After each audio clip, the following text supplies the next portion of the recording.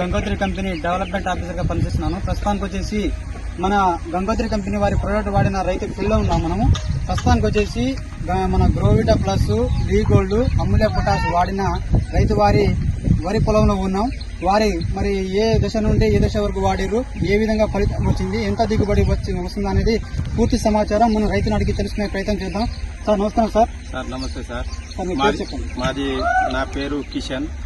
మాది నేరడ గ్రామం, బద్రుతండ, కురి మండల్, మహబాద్ జిల్లా. మేము ఈ గంగోత్రి వాళ్ళ కంపెనీ వాళ్ళది